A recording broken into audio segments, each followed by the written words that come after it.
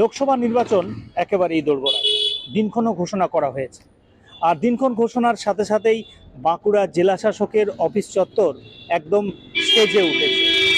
বিভিন্ন ধরনের পোস্টার দিয়ে মানুষের মধ্যে সচেতনতার বার্তা দেওয়া হয়েছে।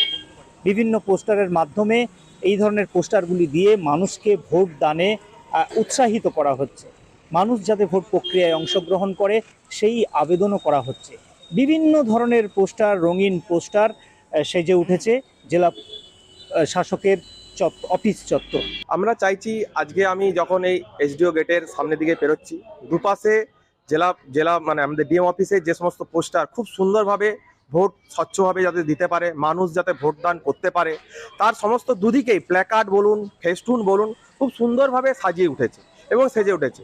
আমরা চাই মানুষ আগামী দিনে খুব সুষ্ঠুভাবে, শান্তিপূর্ণভাবে সবাই তার নিজস্ব ভোটদান প্রক্রিয়া তার নিজস্ব করুন এবং ভোটের যে পার্সেন্টেজ সেইটা প্রতিনিয়ত যেমন আগের বছরের থেকে এবছর যেমন ছাপিয়ে বেড়ে ওঠে। আমরা চাইছি যে ভোট প্রক্রিয়া সুষ্ঠুভাবে হোক, প্রত্যেকটা নাগরিক যেন তাদের নিজের নিজের ভোট দেওয়ার যে মানে নাগরিক হিসাবে যে ভোট দেওয়ার যে ভোটদানের যে মানে সুষ্ঠু অধিকার আছে তারা সুষ্ঠুভাবে প্রয়োগ করুক।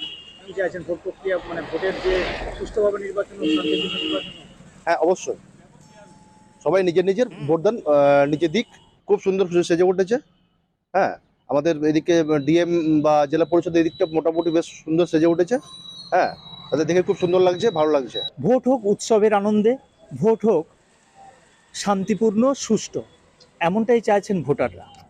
আসন্ন লোকসভা নির্বাচন তা কিভাবে সম্পন্ন করতে পারে সেটা এখন দেখার। আমার শহর বাঁকুড়া থেকে সৌরভ গঙ্গোপাধ্যায়, কলকাতা টিভি।